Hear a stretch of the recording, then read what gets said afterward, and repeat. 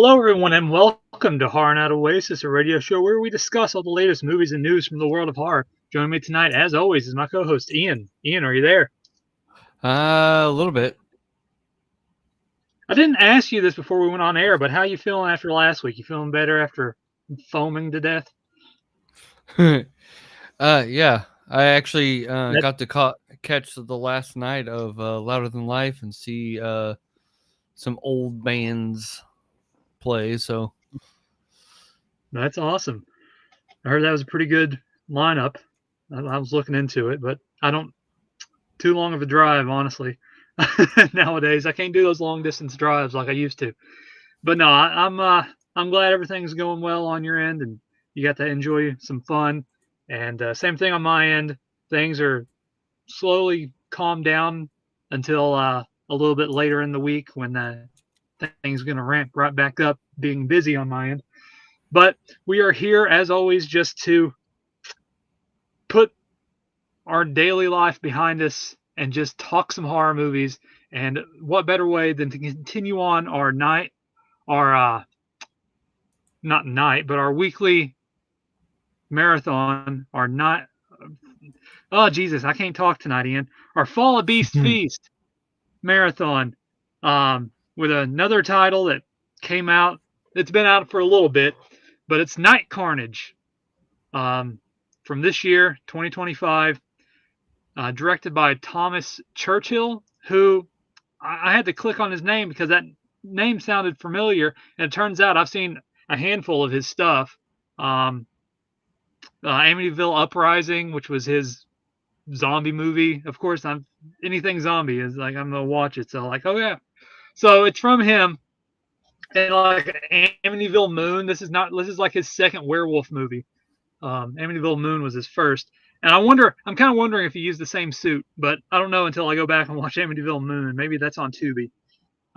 Honestly, it's where I this one hope should have not. been. Honestly, it's where this one should have ended up instead of last week's review of First Moon. Like how that it's completely just like total opposites of like how First Moon looked and felt and just the story, and then you have this one. Like, why do I have to pay for this one? Why is this one on Amazon Prime and you have to rent it, where First Moon's like a totally better film and it's for free? So it's like complete opposites here, but nonetheless, let's get into Night Carnage. Um, so Night Carnage, the very beginning of the film, we're not really introduced to anyone yet, but basically we have this old guy in a bed, and he's given directions to this hunter, who's going into this house, and which I'll get into a little bit more here in a second, but he's telling him to go into this house, and so he goes in there and he finds a coffin, and of course it has a vampire in it, and it is a female vampire, and he stakes the female vampire, and this sort of sets into events a little bit later on into the film, and at the same time, the hunter, after he kills the female vampire, he gets taken out by the male vampire, which again I'll get into a little bit. And we're then introduced to Marcus, who is the son of the father that's on the bed, basically giving directions. And the father is telling Marcus that he is the great great grandson of Van Helsing. Yes, the one from the Dracula novels of fiction, and he said sometimes fiction is greater than truth, or something like that, and along those lines. And so Marcus, it takes a while to believe it, but whatever, he soon accepts it, and then his father dies right then and there. And so that is our setup to the movie, where we're introduced to one character of three. That is Marcus. So we go a year later, and then that's when we're introduced to Tess. Tess is a online blogger writing uh, writing articles and answering relationship questions, on how to find a lover, basically, or something like that. Something, where she's going out on these dates, nightly dates, and writing about her experiences. And we soon find out as a viewer that Tess is a werewolf. And whenever they piss her off or they do something wrong, I'm talking about guys here, she kills them and eats them. And her cousin comes into play, and she is basically the cleanup lady for all the murder and dismemberment that happens with Tess. And then at the same time, we're introduced to Michael, and Michael is the vampire from the beginning because his wife at the time, or female vampire, is Vanessa. And he's doing the same thing that Tess is doing, and he's going out on dates and taking the female dates back to his place and biting them in the neck and killing them. So we have two that's doing the same thing, and then we have Marcus. Again, he comes back into play as the hunter, and he runs a bar along with his co-worker, the security, Aiden. And then we have Pepper, who for the longest time I thought it was Piper, but apparently it's Pepper. And she's a cop who's helping Marcus trying to locate the supernatural entity, these vampires and everything like that. Because again, it's in his bloodline, hunting down vampires, and he has the pictures that his father gave him of the diary and who killed his great great grandfather. And so he's looking through the pictures and the files, and again, that comes into play in the third act of the film. And so the main focus of this movie is a lot of rinse and repeat.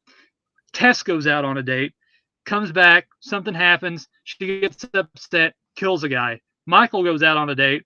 They meet at the same time at the same place at Renfield's bar. Michael takes his date back to his place, bites her on the neck, and then we're introduced to Marcus and his plot line. And then that goes on for a while, and then we're back to Tess, back to Michael, back to Marcus, back to Tess, back to Michael, back to Marcus, before they all converge at the end. And that's the gist of the movie. It's not the most entertaining film, but it's not really all that terrible either. For someone like me, it was more of a numb watch, where it just went on. It just didn't really. It wasn't good. It wasn't bad. It was just like, it got through it. There was there wasn't any transformations or anything like that. It's basically werewolf costume. There is more werewolf in it than unnatural, which is a plus. There's some okay moments, like when the werewolf attacks. I mean, besides the CGI blood and effects, I mean, there's like a severed torso, which is like the only like gore moment of the film, which was like, okay, there's still a little bit of CGI there, where like it's an actual torso lower half, but you have the CGI upper half leaned against the car, digitally imposed there. Some of the vampire biting was normal. But yeah, it wasn't anything amazing, and it just kind of went on. I mean, for what it was fine.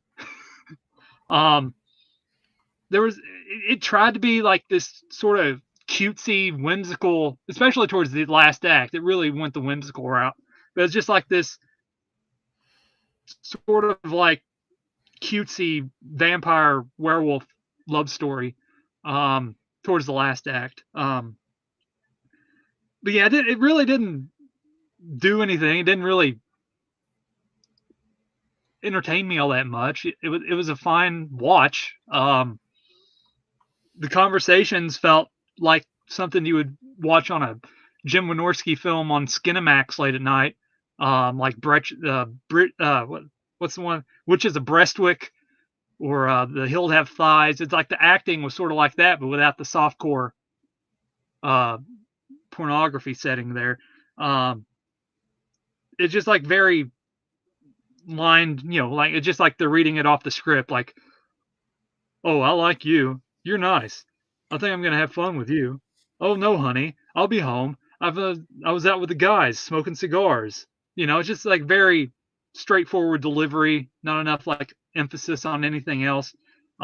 Just very cheaply put together.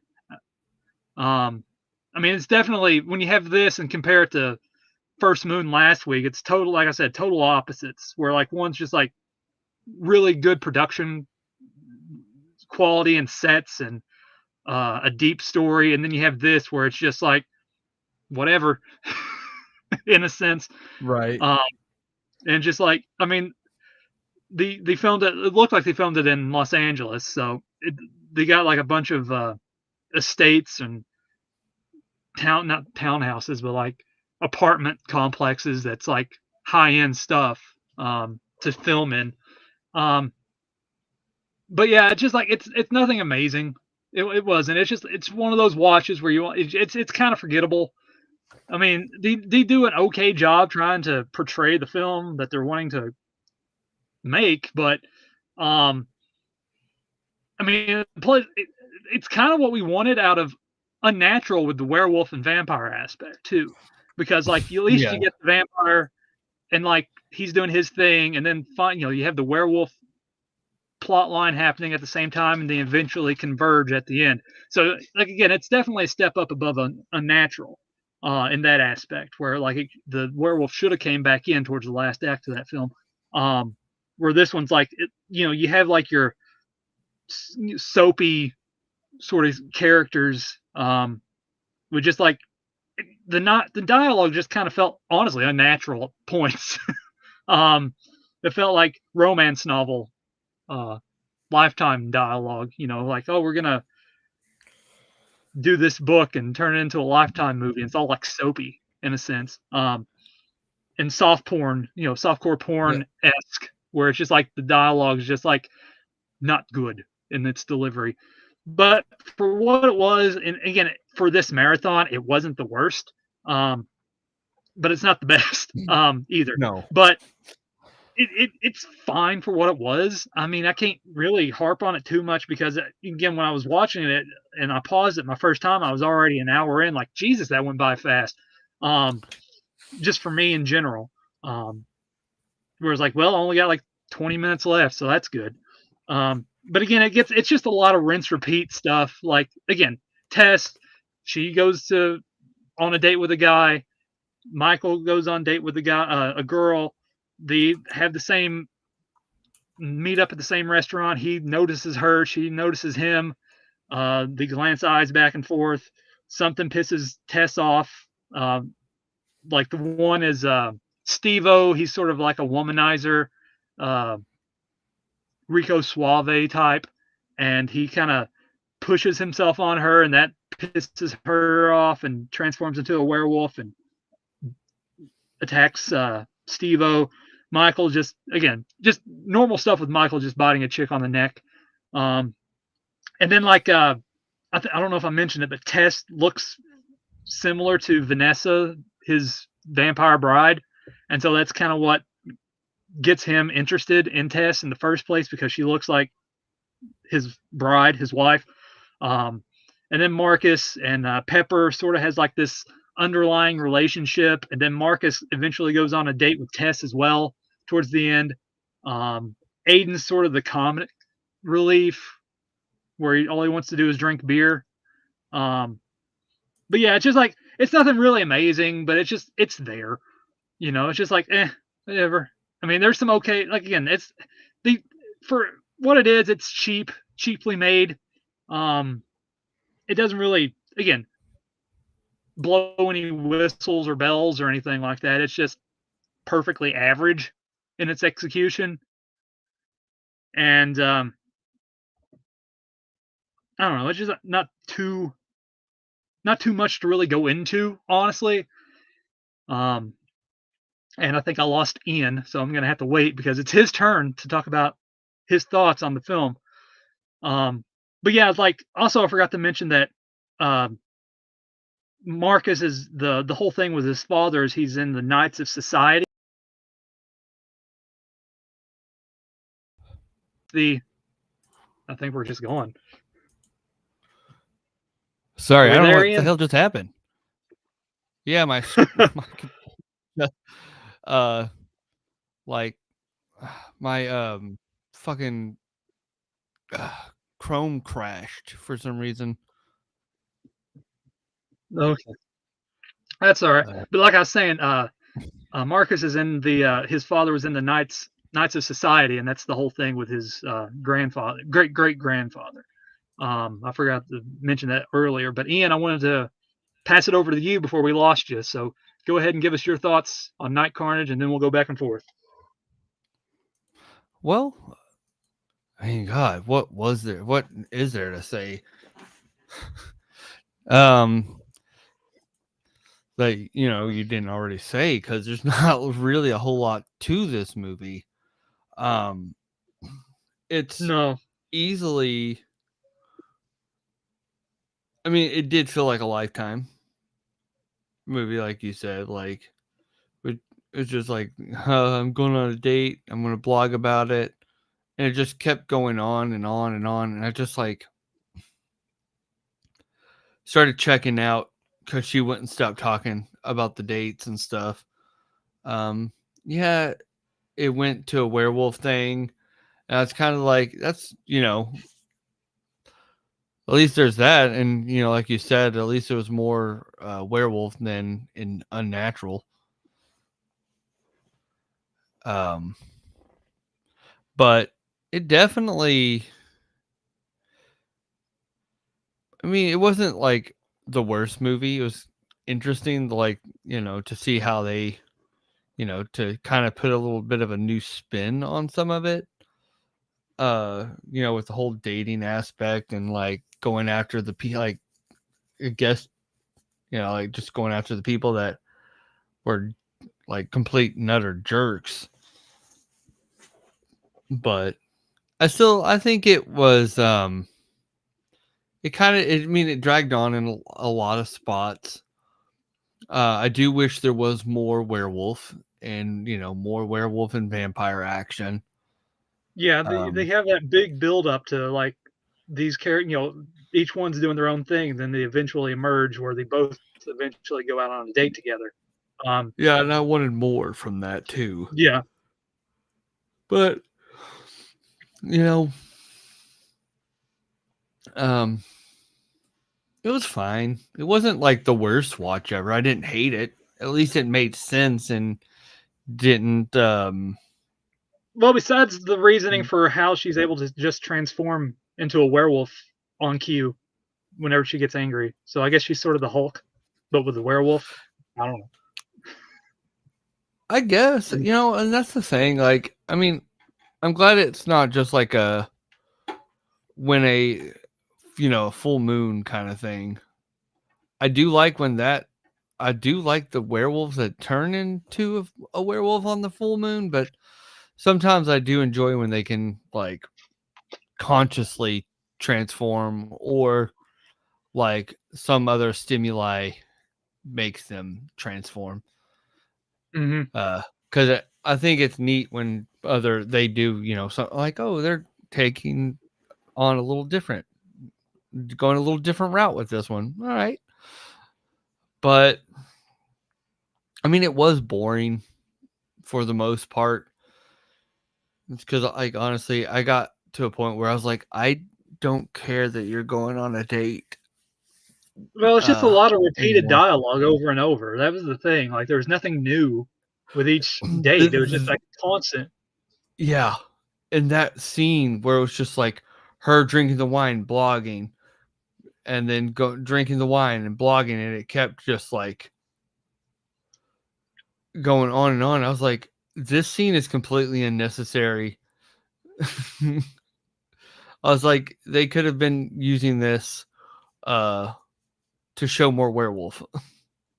Yeah, they could have just trimmed that down and added more towards the last act of like when the battle's happening between the werewolf and the vampire and the hunters, instead of just like kind of wrapping it up quickly. Because like as soon as the fight started, it was like already over. And like, wait, what? We just got here, you know? It's like going to a roller coaster or a haunted house, and like you're like the next in line, and they cut it off. Like, really? I waited 45 minutes. We got to this, and I have to wait now. Like it's just like it just wrapped up too quickly. And then again, the whole whimsical ending conclusion between Tess and Michael was just like, I don't know. Yeah. And like they just kind of forgot the other hunters, like whatever. Like we have a werewolf and a vampire, and we're just gonna walk out like nothing. Like, oh, we didn't even come here in the first place. Like it just felt like it was too wrapped up too quickly. Yeah, and that's why I was like, once it got to the end, it was just like, boom, over, and I was like, there was all this build up, and all of this like back and forth, like staring at each other, just for it to just wrap up super quick. And I was like, I wanted more. Yeah. Because I like vampire and werewolf like dynamic stuff, and the whole like, oh, I guess I'm falling in love with a werewolf. Oh, that's what happens. Yeah. I was like, that's so damn cheesy. Yeah, Which like I it's like really cheesy. Yeah, whimsical, cheesy. Mm-hmm. Yeah. Just that lifetime dynamic. That's really what, like, I was thinking, it's like, this feels like I'm watching like a Hallmark werewolf movie. But I don't know. Yeah, it's just there's really not much to dive into because it's just like it's not really worth the time to really deep dive into the film because there's like nothing there. Like First Moon, there was that psychological aspect with like Unnatural. It was just like, why? It's just Yeah, like, exactly. why? So there's a lot to go into with those. Like this one is just like she goes out on dates, he goes out on dates. And then they kill their victim, the ones they bring back to him, and then they eventually converge and go out on a date. Well, they don't go out on a date. Tess goes out with Marcus, and then Michael shows up, and then they do some dancing, and then they go back to his place, and then that's when the climactic battle happens, where Marcus finds out that Michael is the one that killed his great grandfather. So there's like all that stuff, but there's just like it's very simplistic, and it's the way it's made. So there's just like not much there. Like I said, it's just one of those. It's just like it's junk food. It's just you consume it and forget it. Yeah.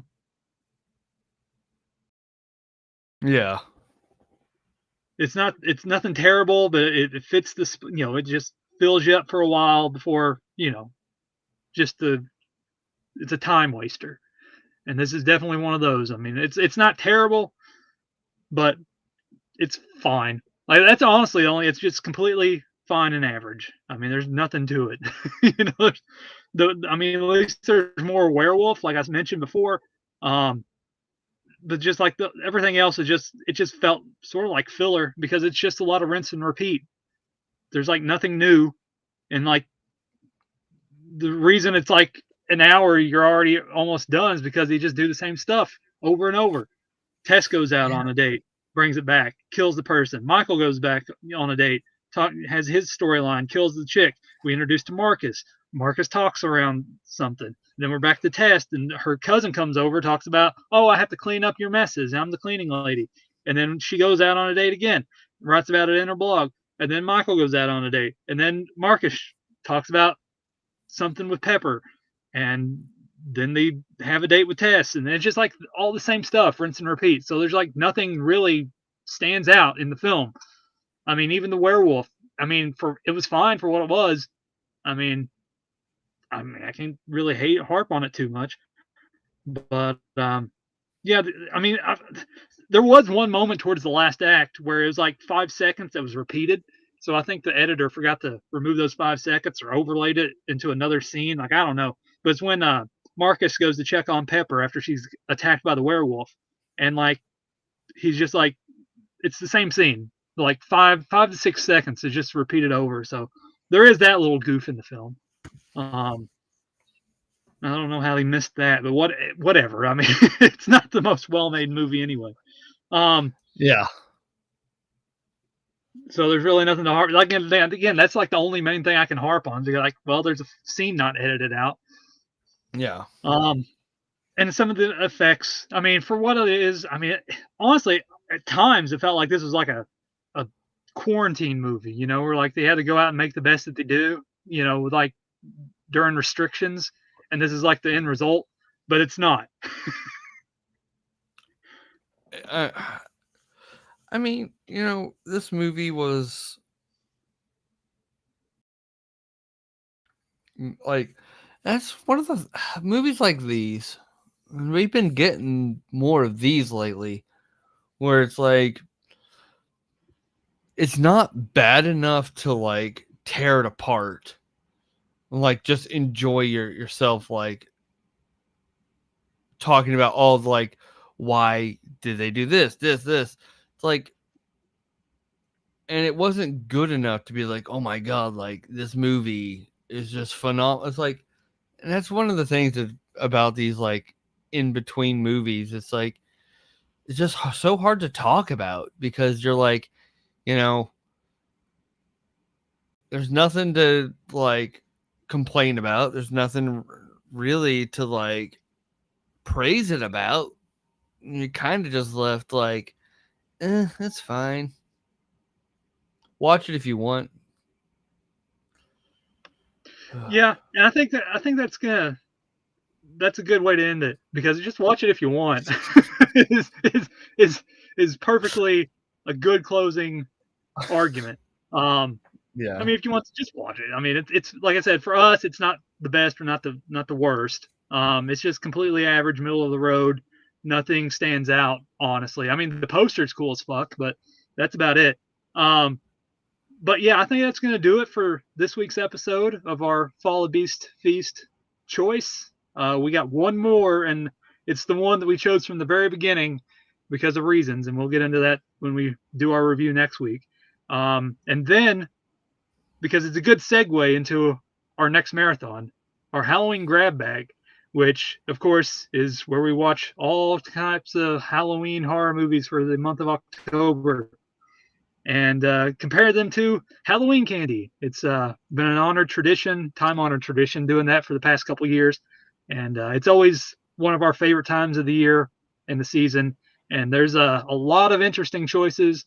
Hopefully they're a little bit better than our werewolf choices. But that's neither here nor there because, like I said, every film's like this. You never know what you're going to get. But Ian, as always, it's been great talking with you. And, likewise. We're going to be finishing off this marathon next week. And so, everyone, I appreciate everyone for listening. And we will see you next time as we conclude our Fall of Beast Feast here on Horror Night Oasis. Good night.